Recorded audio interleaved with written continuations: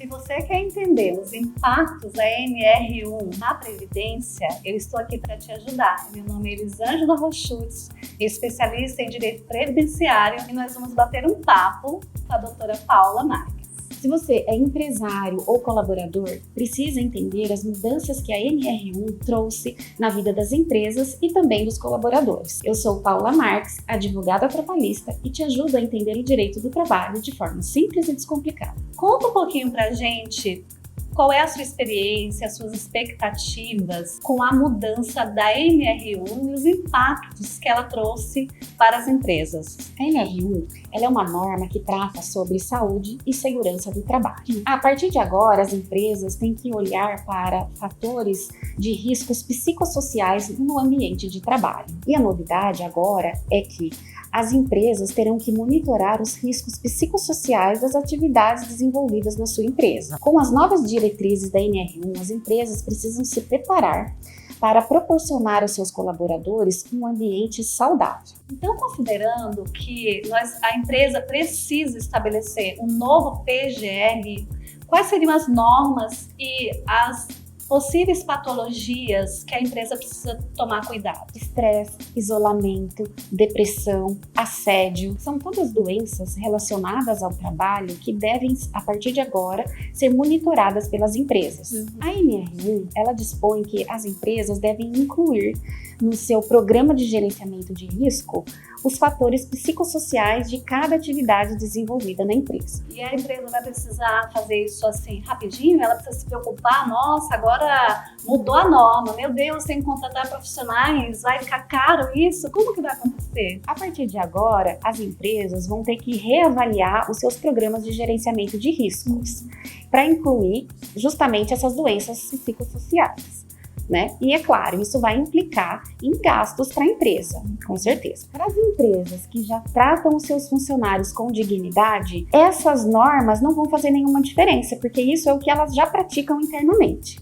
Vai acabar sendo uma burocracia Isso. Que ela precisa atender a legislação para não incorrer em nenhuma multa, é isso mesmo? Isso. As empresas precisam adequar os seus documentos internos através da atuação proativa da área de recursos humanos para identificar e mapear as atividades desenvolvidas pela empresa e proporcionar canais de comunicação direto entre os colaboradores e o RH ou a diretoria da empresa para que haja uma comunicação direta entre a empresa e os seus empregados. O RH pode adotar uma série de medidas para minimizar os riscos psicossociais dentro do ambiente de trabalho. Algumas sugestões: canais de denúncia, pesquisas de satisfação, ouvidoria, os índices de turnover das empresas, isto é, a rotatividade com que os funcionários são substituídos. O RH, ele desempenha um papel fundamental na gestão dos seus colaboradores. O RH, aliado ao seu técnico de segurança do trabalho, ao seu jurídico e aos seus gestores, formam uma equipe que desenvolve e fiscaliza as novas regras da NR1. Então, a empresa precisa ter a consciência e a necessidade de ter essa equipe do seu lado. Mesmo que hoje a empresa entenda que não tenha necessidade, o que nós propomos é que se faça o preventivo para redução dos riscos, porventura, que podem vir numa ação trabalhista ou previdenciária também. Elise, e agora conta um pouquinho pra gente sobre a parte previdenciária. Quais os impactos da NR1 nos afastamentos dos funcionários? A NR1, da forma que ela está disposta na legislação, se for adequada pela empresa, o nosso trabalho previdenciário ele vai ficar mais compacto. Ou seja, quando o cliente chega até o escritório, nós identificamos o que a empresa falha para um possível afastamento previdenciário, relacionando a doença como doença ocupacional e estabelecendo um nexo que se chama, que a legislação tipifica como um nexo epidemiológico. Então, na parte previdenciária, se a empresa adequar a sua norma, se tiver essa gestão de RH compartilhada com a segurança do trabalho, medicina ocupacional e jurídico, possivelmente essas doenças ocupacionais elas terão uma redução. Mas se ocorrer, porque nós não temos como balizar quantidades, ou a redução ela vai acontecer naturalmente. Mas se ocorrer, a empresa ela precisa dar o suporte para o seu funcionário. E como que é esse suporte? Encaminhá-lo ao médico do trabalho, a princípio, para que seja feito um afastamento. Esse afastamento, ele segue a legislação previdenciária também. 15 dias pela empresa, pagamento pela empresa, 16º dia em diante, pagamento pelo INSS.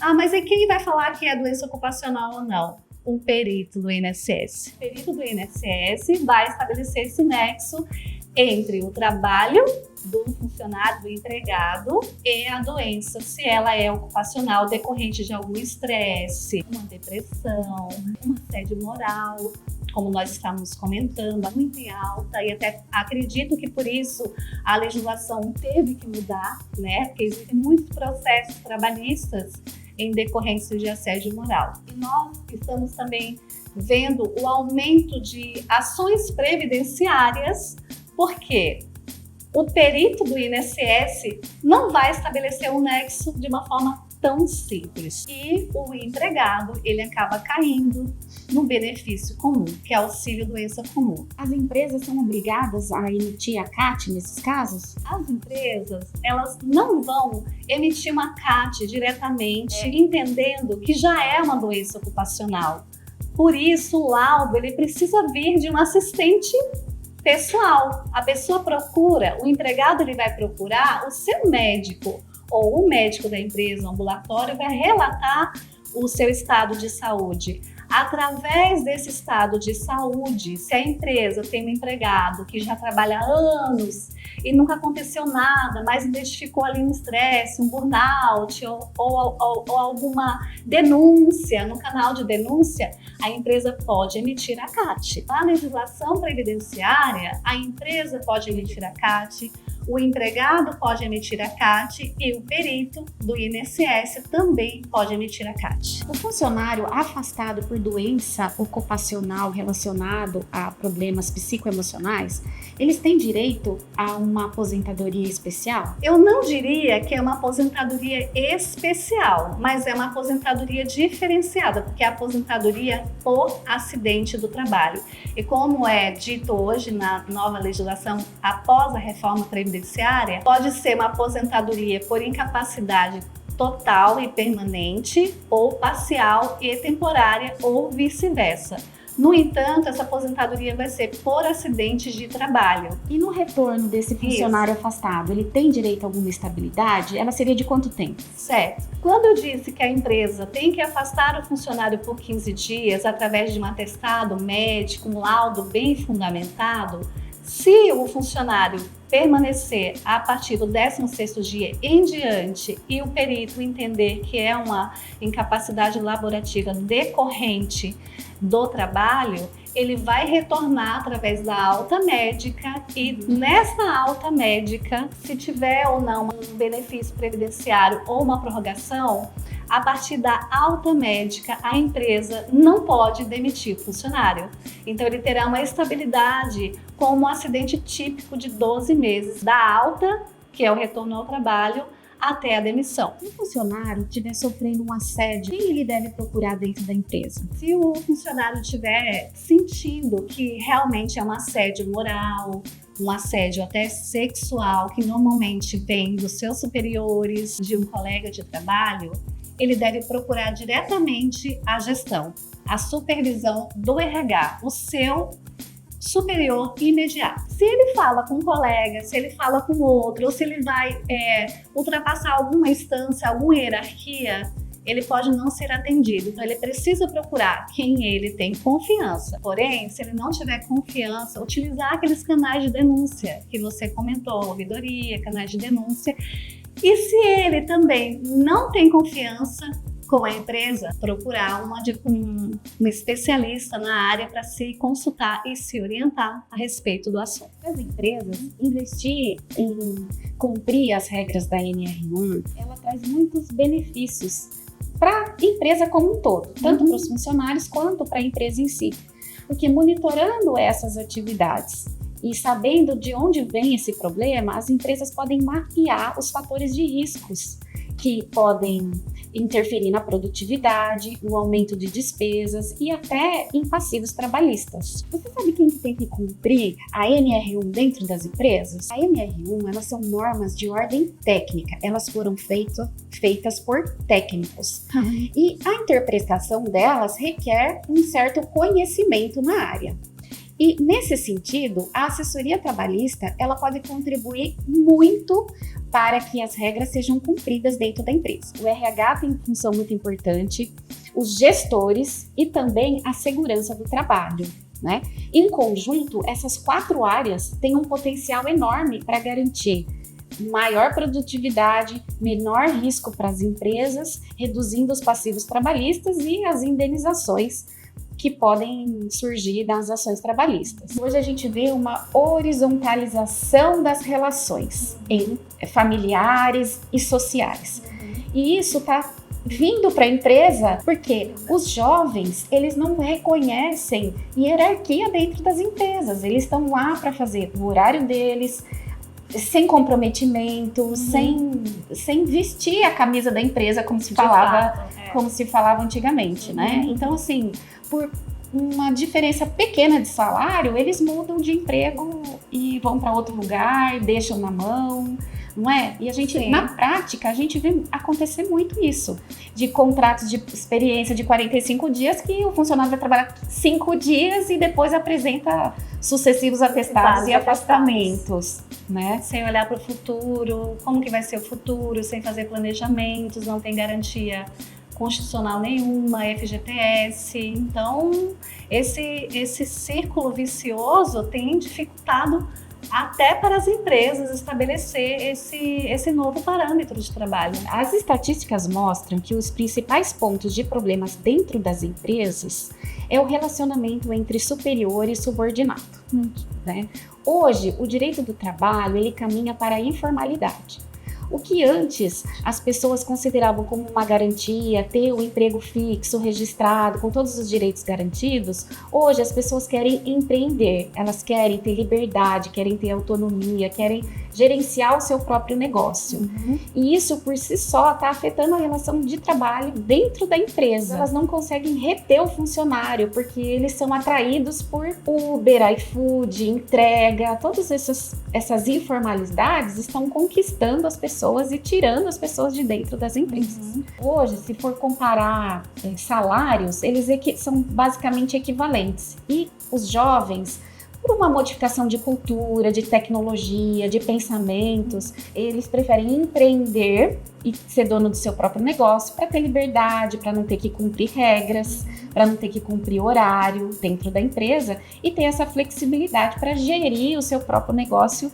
E isso virou símbolo de sucesso profissional. Verdade. As pessoas não querem mais, elas não querem mais estar presas dentro de uma empresa, sujeitas a horário, regra. Elis, a partir do afastamento do funcionário por doença mental, com o retorno dele ao trabalho, quais os cuidados que a empresa tem que ter para receber esse funcionário de volta? Ele vai para a mesma função, vai trabalhar com as mesmas pessoas, como é que vai ficar isso? É uma pergunta muito interessante, Paula, porque o funcionário, quando ele retorna ao trabalho de um tratamento psicossocial, por vezes ele não vai entender em que local que ele vai ser recolocado ou se ele vai voltar à sua função. Como que ele vai ser recebido? O pessoal do RH, ele deve ter um atendimento humanizado para esse empregado que está retornando ao trabalho. Vai ter que ter um cuidado com o que está escrito no laudo médico. Se esse empregado, ele retorna às suas condições habituais de forma total ao que ele fazia antes, se houve uma redução da sua capacidade laborativa, se ele precisará ser readaptado em alguma função, e se essa função não existe,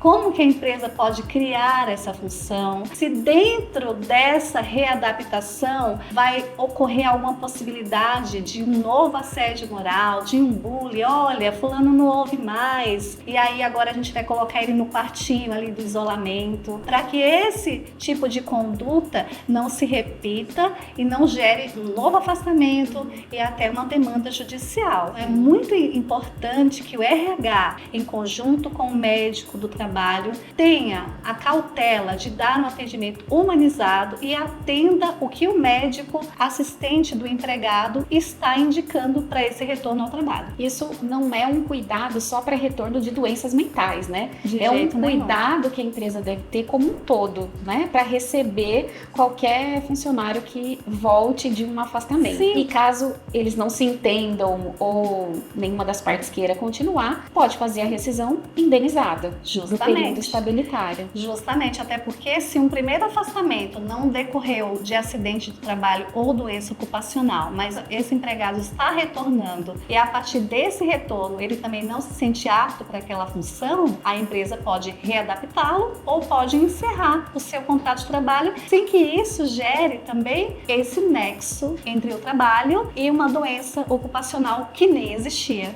Muito se fala sobre assédio, excesso de metas, sobre cobranças excessivas, mas hoje a gente está vendo também o contrário, que é a síndrome do burnout, que é o esvaziamento de funções, que é o isolamento do funcionário, que é não delegar, que é não deixar ele participar das atividades da empresa, isolar a pessoa no ambiente de trabalho, coagindo essa pessoa a pedir demissão para que a empresa não tenha que arcar com os gastos e custos de uma demissão. Então essa seria uma via oposta do burnout. Muito se fala, principalmente em pessoas que trabalham em bancos, que têm cobranças e metas e jornadas extenuantes. Uma exaustão dentro do ambiente de trabalho, né?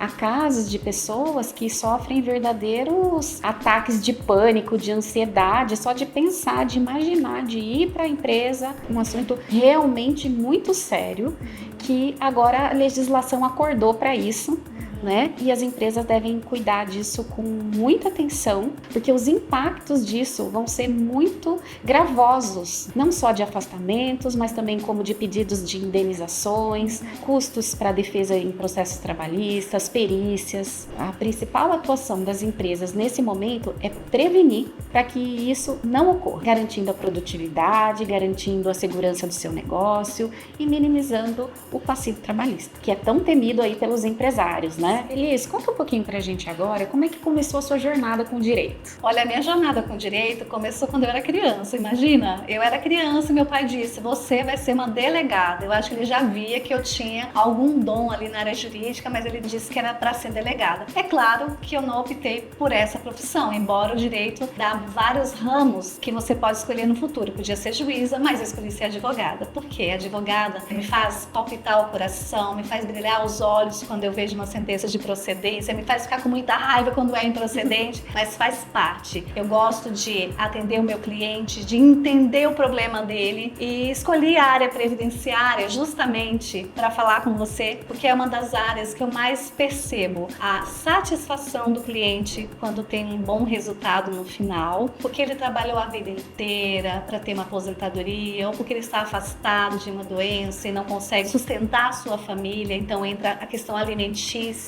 Mas eu também gosto muito de trabalhar com empresa, tenho bastante experiência na área preventiva, até porque eu entendo que o direito preventivo, ele minimiza e ele tira esse sufoco que o nosso judiciário está hoje, de tantos processos sendo judicializados. Se a empresa faz a sua parte, se o funcionário faz a sua parte, seria muito bom, né?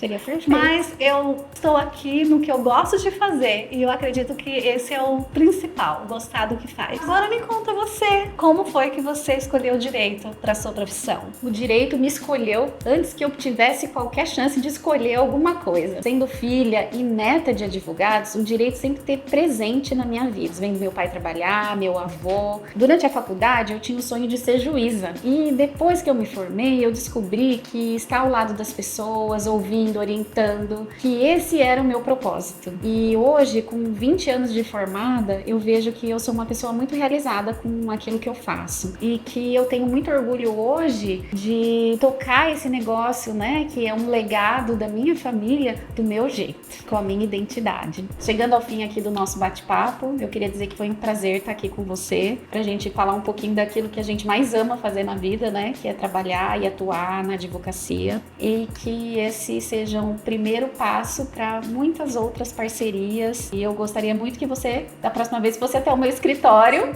para o nosso bate-papo ser lá. Vai ser um prazer te certeza. receber também. Eu que agradeço, Paula, por você ter aceitado o meu convite. Fiquei muito feliz e honrada. Como você sabe, eu sou sua fã. Já te sigo nas redes sociais e eu vi quando você começou com seus vídeos falando de direito do trabalho de forma simples e descomplicada. Então, realmente, que hoje seja um marco em nossas vidas. É o nosso primeiro bate-papo legal e eu quero sim estar presente lá no seu escritório para as nossas próximas conversas sobre o direito do trabalho e previdenciário. Seu Tá bom? prazer.